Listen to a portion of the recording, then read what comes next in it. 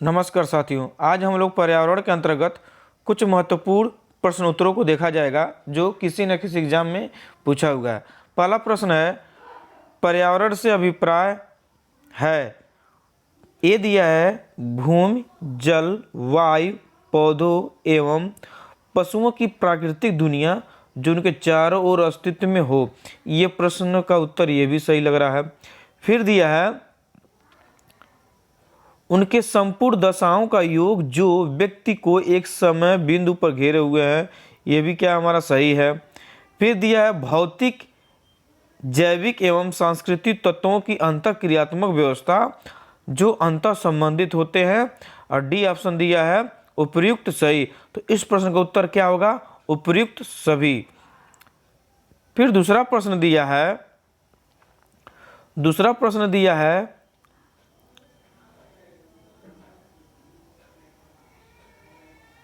है निम्न में से किस एक का संबंध पर्यावरणीय से नहीं है?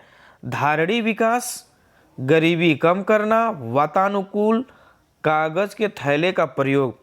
इस प्रश्न का उत्तर देखा जाए, धारणीय विकास, वातानुकूल और कागज के थैले का प्रयोग ये पर्यावरण से संबंध है, जबकि गरीबी कम करना ये पर्यावरण से संबंध नहीं है। इस प्रश्न का उत्तर क्या होगा?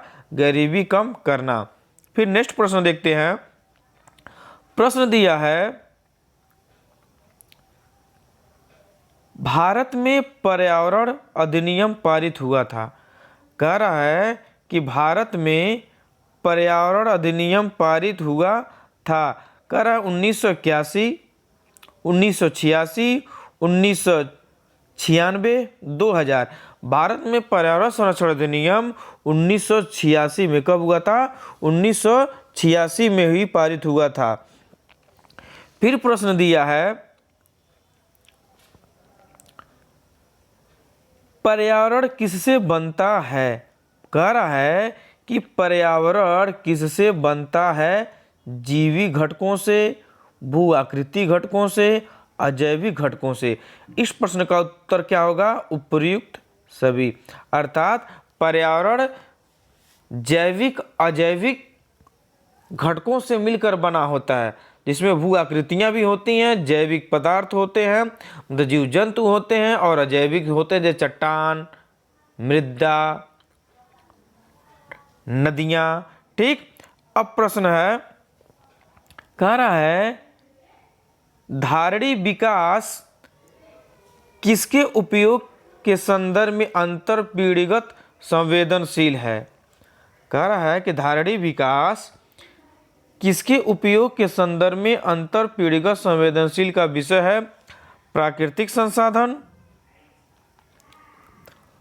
भौतिक संसाधन, औद्योगिक संसाधन और सामाजिक संसाधन। तो धारणीय विकास क्या होता है? धारणीय विकास प्राकृतिक संसाधन होता है। अर्थात धारणीय विकास की वो अवधारणा होती है जिसके तहत वर्तमान की आवश्यकताओं के साथ साथ भविष्य की आवश्यकताओं को भी ध्यान में रखा जाता है। वही हमारा क्या होता है? धारणीय विकास होता है। फिर नेक्स्ट प्रश्न देखते हैं। प्रश्न दिया है विश्व पर्यावरण की तारीख को मनाया जाता है। विश्व पर्यावरण दिवस किस तारीख को मनाया जाता है? प्रश्न है कि विश्व पर्यावरण दिवस किस तारीख को मनाया जाता है? तो 21 मार्च, 23 सितंबर, 5 जून। तो विश्व पर्यावरण दिवस 5 जून को मनाया जाता है। अब देखिए नेक्स्ट प्रश्न देखिए। फिर प्रश्न दिया है सौर विकिरण की सबसे महत्वपूर्ण भूमिका है। सौर विकिरण की सबसे महत्वपूर्ण भूमिका है कार्बन चक्र, हाइड्रोजन चक्र, जल चक्र, नाइट्रोजन चक्र। तो इस प्रश्न का उत्तर क्या होगा? हमारा जल चक्र। क्या होगा? इस प्रश्न का उत्तर क्या होगा? हमारा जल चक्र। सौर विकिरण का सबसे महत्वपूर्ण भूमिका निभाता है जल चक्र, क्योंकि जल चक्र में सौर विकिरण जल को चालित करता है और जल का वाष्पीकरण होता रहता है। फिर नेक्स्ट प्रश्न देखते हैं। फिर प्रश्न दिया है, राष्ट्रीय पर्यावरण अभियांत्रिकी शोध संस्थान अवस्थित है। राष्ट्रीय पर्यावरण अभियांत्रिकी शोध संस्थान कहाँ अवस्थित है? बेंगलोर में, हैदराबाद में, नागपुर में और नई दिल्ली में। इस प्रश्न का उत्तर क्या होगा हमारा? नई दिल्ली। क्या होगा? नई दिल्ली में है। फिर प्रश्न दिया है, सतत विकास के लिए आवश्यक है जैविक विविधता का संरक्षण, प्रदूषण का नियंत्रण, निर्धनता को घटाना, उपयुक्त सभी। तो इस प्रश्न का उत्तर क्या होगा हमारा? उपयुक्त सभी होगा। क्या होगा? उपयुक्त सभी। फिर प्रश्न दिया है, पृथ्वी शिखर सम्मेलन आयोजित किया गया था। कह रहा है पृथ्वी शिखर सम्मेलन आयोजित किया गया था। तो पृथ्वी शिखर सम्मेलन कहाँ किया गया था? रियो में, अर्थात रियो डी जेनेरियो। ये कहाँ है? ब्राजील में है। संयुक्त राष्ट्र संघ द्वारा पर्यावरण एवं सतत विकास पर पहला पृथ्वी शिखर सम्मेलन कब हुआ था? 1992 में। कब हुआ था? 1992 में, रियो डी जेनेरियो। ये कहाँ है? ब्राजील में है। और ब्राजील में ही क्या होगा? पहला पृथ्वी शिखर सम्मेलन आयोजित किया गया था। फिर नेक्स्ट प्रश्न देखते हैं, कह रहा रियो की घोषणा पत्र का शीर्षक क्या था? कह रहा है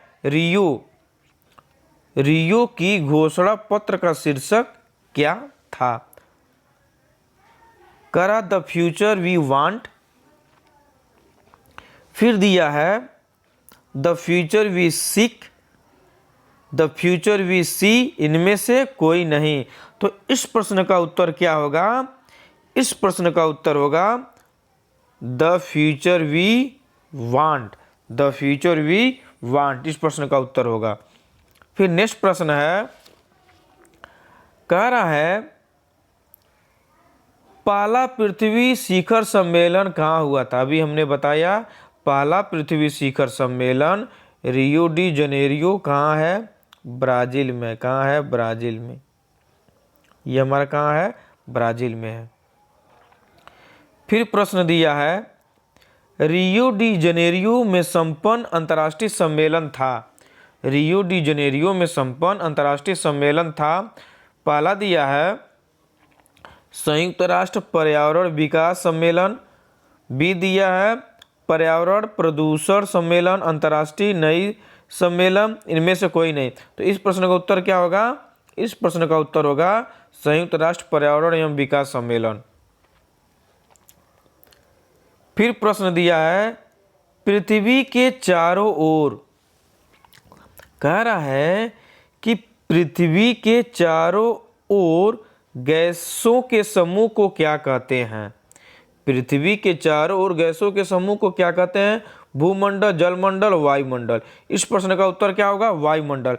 पृथ्वी के परितः विभिन्न गैसों का समूह होता है, उसे क्या कहता है? वायुमंडल कहते हैं। इनमें से नाइट्रोजन होता है, ऑक्सीजन होता है, कार्बन डाइऑक्साइड होता है, कुछ अन्य प्रमुख गैसें होते हैं जैसे हीलियम होता है। ठीक। अब नेक्स्ट प्रश्न देखते हैं, कह रहा वायु एक है, वायु एक है, यौगिक है, तत्व है, मिश्रण है, विद्युत अपघट्ट है। तो वायु हमारा क्या है? वायु एक हमारा यौगिक होता है। क्या होता है? यौगिक। रासायनिक संगठन के आधार पर देखा जाए तत्व यौगिक और मिश्रण के रूप में वर्गीकृत किया जा सकता है। अब नेक्स्ट प्रश्न देखते हैं, शुष्क हवा में नाइट्रोजन की मात्रा होती है। कह रहा है शुष्क हवा में नाइट्रोजन की मात्रा होती है 21%, 27%, 50% और 78%। शुष्क हवा में नाइट्रोजन की मात्रा क्या होती है? 78% होती है, जो सबसे ज़्यादा होती है। जैसे नाइट्रोजन 78.08% होती है, ऑक्सीजन होती है 20.95% होती है, आर्गन होता है 0.93 और हाइड्रोजन होता है 0.005 होता है। आइए फिर नेक्स्ट प्रश्न देखते हैं। कह रहा है नोबल गैसों में कौन सी वायु में नहीं पाई जाती है? Helium, argon, neon. अर्थात इस प्रश्न का उत्तर क्या होगा? रेडान। नोबल गैसों में रेडान गैस नहीं पाई जाती है। फिर प्रश्न दिया है, वातावरण में सर्वाधिक प्रतिशत है। कह रहा है कि जो हमारा वातावरण है, सर्वाधिक प्रतिशत कौन सी गैस पाई जाती है? तो इस प्रश्न का उत्तर बहुत आसान है, सब कोई जानता है। नाइट्रोजन कितना होती है? 78.08%। इस प्रश्न का उत्तर क्या होगा? 78 ये नाइट्रोजन होगा। फिर प्रश्न दिया है, यदि पृथ्वी पर पाई जाने वाली वनस्पति समाप्त हो जाए तो किस गैस की कमी होगी? कह रहा है अगर पृथ्वी है और क्या है, वनस्पति को क्या कर दिया जाए? समाप्त कर दिया जाए, तो किस गैस की कमी होगी? तो इस प्रश्न का उत्तर क्या होगा? कार्बन डाइऑक्साइड की, नाइट्रोजन की, ऑक्सीजन की। क्या होगा? इस प्रश्न का उत्तर क्या होगा? ऑक्सीजन की क्या हो जाएगी? हमारी कमी हो जाएगी। फिर नेक्स्ट प्रश्न देखते हैं। कह रहा है निम्नलिखित में कौन सा कार्य पेड़ पौधों का नहीं है? कार्बन डाइऑक्साइड का अवशोषण करना ही है। क्या करते हैं पेड़ पौधे? क्या करते हैं? कार्बन डाइऑक्साइड को क्या करते हैं? अवशोषण करते हैं। क्या करते हैं? सूर्य का भी अवशोषण करते हैं, वायु का प्रदूषण करते हैं। ये गलत है।